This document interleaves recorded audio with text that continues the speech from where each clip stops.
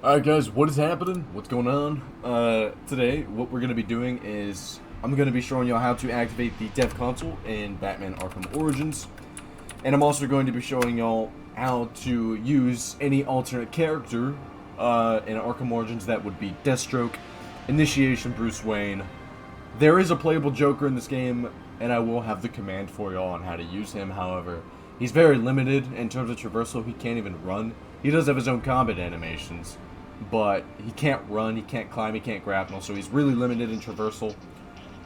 And you can also play as the Bruce Wayne from the Cold Cold Heart DLC. Furthermore, you can also play as the XE suit from Cold Cold Heart, and the XE suit does come with all of its gadgets, so you have the thermal batarangs and the everything. You also have the thermal gloves, so if you want to take the XE suit into the main story of Arkham Origins, you can do that with a command, and I'm going to be showing you how to. Now, I'm going to warn y'all ahead of time that Arkham Origins, although while being very, very similar to Arkham City in terms of in-game code, it is a little more finicky. And what I mean by that is you are much more likely to experience crashes while trying to play the story as any alternate or DLC character. Now, if you're just using alternate skins like I have here, the 1 million skin, and I will show y'all how to be using alternate skins in the main story before you complete the game. If you're just using alternate skins, but you're still playing as Batman, you shouldn't have any issues. However, when it comes down to playing as Deathstroke, Bruce Wayne, Joker, you know, those type of characters, you're more than likely going to experience a crash, multiple crashes, before you end up finishing the game. And at some points, you obviously will have to switch out because of gadget and traversal limitations. But that's besides the point. Just warning y'all ahead of time that you may experience crashes while trying to play through and do story objectives and story missions with alternate characters. Anyways, that's it for the warnings and the pre-tutorial, so let's get into it. Alright, so starting out, what we're going to have to do first is we're going to need to navigate to our game directory. Now, for Steam, all you would do is click on Steam, go to your library, click on Arkham Origins, Settings, Manage, Browse Local Files. So, in Arkham Origins, the layout is going to be a little bit different than Arkham City, but for the most part, they're similar. It's going to be a little bit different, but they're still similar. So first of all, you'll notice we have an online folder. This is obviously for the multiplayer. We're not going to be touching anything in here because we're not doing anything with the multiplayer. So we're going to click on single player. We're going to click on DLC. This is, in Arkham Knight, we also use DLC folders for a majority of modding. And this is where it starts. Arkham Origins is the first Arkham game to have the DLC folders for our use, and the trend continues with Arkham Knight. So we're going to click on DLC, and then 257070. Now, yours might be blank. If you have the Season Pass, I do not know if your skins are going to be installed into this specific folder, but mine are. If they're not, don't worry about it. But yours is going to be blank. What we're going to do first, and it's going to be different than Arkham City, is we're going to have to put an INI file into this DLC folder. Now, how do you get an INI file, you might be asking. It's very simple. We have plenty of options to choose from in the game directory, so we're just going to copy one from the game's folders, and we're just going to put it into there. So we're going to go to the single player folder, BM game, configs, and here choose any single one of these. Doesn't matter, any single INI file that you see here. It doesn't matter. Pick them, choose them, just, whatever. And what you're going to do is you're going to left click on it, you're going to right click then, and you're going to copy it. So after you copy any single one of these, we're going to go back to the single player folder.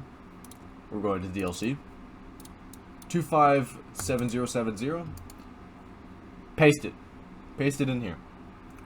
And once it's pasted, open it up. Now mine obviously looks different, and yours is probably going to more likely than not have a fuck ton of code in it. Delete everything in the file. You will be fine. It will not alter your game because this is a copy of the original file, so it has nothing to do with the OG file, and that's in your configs folder.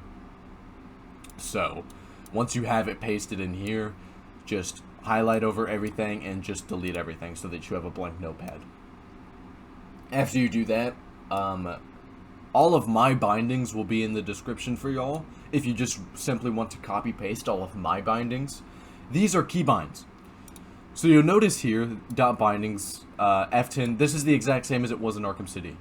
This console command, or this binding, is the exact same as it was in Arkham City for us to use the dev console.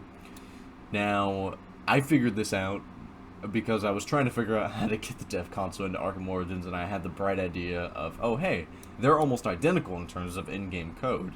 So, theoretically, shouldn't the console key command be the exact same? And turns out it was. So, this is the exact same as it was in Arkham City. So this right here is what's going to allow us to use the dev console. This is our dev console command. Everything else that you see here are hotkeys, bindings for playable characters, and the suicide command. So what I mean by this is, instead of having to go in to the dev console and type out LoadPC playable or suicide, what I have done is I've bound them to the function keys. And what that's going to allow me to do is, instead of having to type them out, I can literally just press the key that they're bound to, and it'll automatically input the code. I don't even have to open up the dev console, you just press it. And that's it. So, I do recommend having these keybinds in Arkham Origins. In Arkham City, it wasn't that big of a deal, because whenever you die in Arkham City, you're taken back to a menu where you have the option to retry or to quit, and you're not under any time limit to do so. In Arkham Origins, it's not the same. In Arkham Origins, you are immediately put back, not immediately, but you are automatically put back into the game after your death scene plays. You don't have the option to retry, to quit. It just automatically loads you back in. And that really limits your time where you can input these commands. Because if you do it too late, you're going to crash. So you want to make sure that you get them in time for it to load the character model and everything like that. So that's why I do recommend having them bound to specific keys. It just makes the process a lot easier, specifically for Origins. Anyways, so you make sure you have Engine.PlayerInput here. I will have it in the description so you can just copy paste it. And then your bindings. You can change these if you would like. If you would prefer them to have different keys, you can change them by literally coming inside of the quotations and then just deleting F3, F4, F5, whatever, and putting it to whatever key you want. So you can change the keys. If you don't want them as the function keys, you can change them to different keys, so don't worry about that. Now, any playable or alternate character or alternate skin follows the exact same process, follows the exact same binding name. So dot bindings equals name, the key that you want, command equals. You can do this for any single command in the game. You can do this for infinite gadgets, you can do this for God mode, you can do this for toggle ghost, you can do this for any alternate skin. By the way, I will have all of the commands for the alternate skins in the description for you, so that you can use any alternate skin that you want in the story mode before you complete the actual story. So you can do this for any single alternate skin or character. Now right here, playable BM cache, this is the XE suit, so we are able to use the XE suit from the Cold Heart DLC in the story mode of Arkham Origins.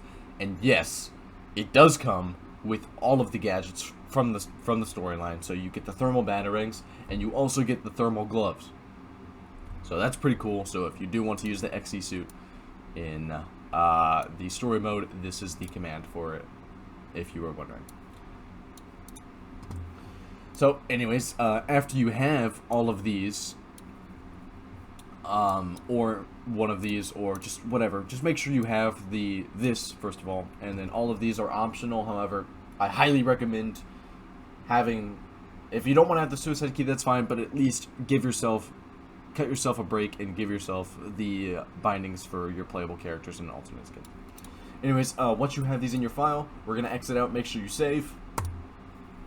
Just click save, and that is it. That's all it is. So now we're gonna launch the game, and I'm going to show y'all how to actually put these to use.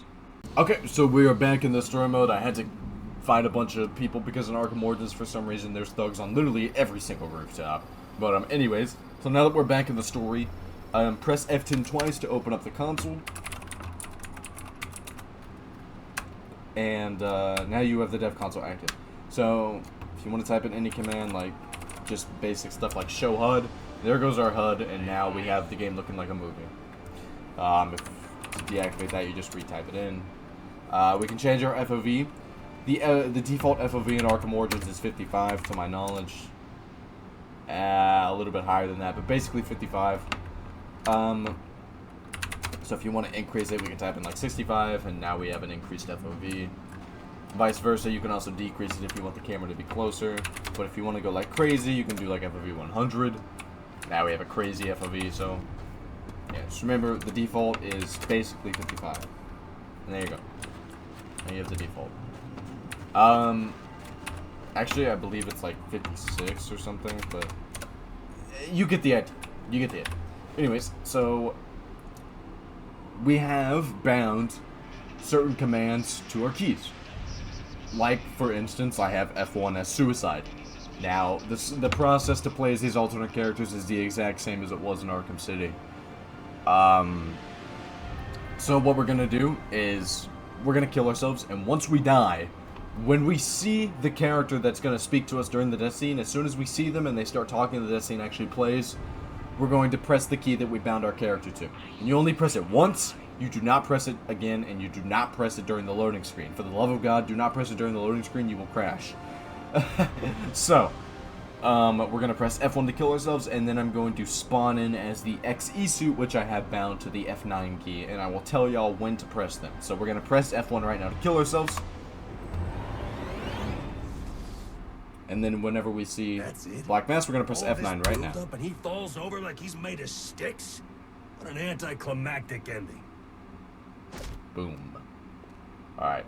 So, do not press them during this screen right here. Do not enter codes, do not press anything during this screen, you'll crash. Okay? Now we have the XE suit. And there's people there. Cool. Like I said, I don't know why in Origins there's thugs on every single rooftop, but whatever. Anyways, we have the XE suit now. We have all of the gadgets from the DLC. We have the thermal batarangs.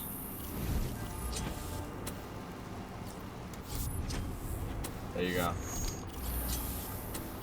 We have the thermal gloves in combat. So if I were to go fight those guys, I would be charging up my thermal gloves and I could use them. Yada yada yada. So it's the same process as Arkham City, but the difference being that we are using hotkeys and keybinds. Just hotkeys basically, instead of typing in the commands because we're much more limited on time. So now, if you want to use alternate skins in the story before you complete the game, it's the exact same thing, and I'm gonna have the commands for all of the alternate skins in the description, so that you can bind whatever suit you want to whatever key you want and have your own keybinds. You don't have to copy mine, you can have your own keybinds. So, I'm going to kill myself now, and I'm going to spawn back in as the Brightest Day Batman skin. We're going to kill ourselves again. We're going to press F1 to kill ourselves. Just like that. And as soon as we see Mr. Freeze pop up, because we have the XE suit on, we're going to press our key to spawn in as I look at you now, I feel nothing. Yeah, so now we're going to we've already pressed the key to spawn in as our alternate skin. So as soon as you see the person that talks to you and they do start talking, you press the key. So now we have the Brightest Day skin, and we have not completed the story. We're in the main story, but we're using an alternate skin. Like I said, I'll have all of the alternate skin command in the description, so you can pick whatever skin you want and bind it to whatever key you want. For me, I have 3 of them. I have the 1 million skin, the Brightest Day, and then the Dark Knight skin. So if you want to have different skins, you can use different skins. But this is how you would use your alternate skins in the story. Alright. That's a crazy fight. He has really brutal counter animations, which, I mean, I love.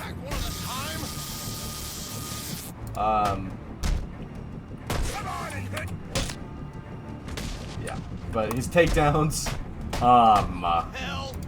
are just, you know, copy pastes of other characters. That's a counter, by the way. That's not a takedown. That's a counter.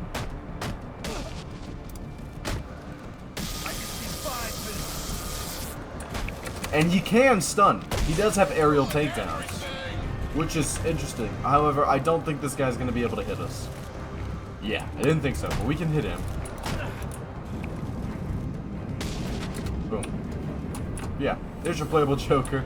And that is how you play as any alternate characters and alternate skins in Batman Arkham Origins in the main story. And he has a Catwoman animation, idle animation. Interesting. But anyways, that's going to be it for this video. If y'all have any questions, like always, do not hesitate to let me know in the comments below. I will do my best to get back to y'all as soon as possible, as soon as I see them. And everything that you will need for this will be in the description for you to simply copy paste. So don't worry about that. Anyways, that's gonna be it. I hope y'all have a fantastic day and have fun playing as any playable character or alternate skin of your choice. I will see y'all later.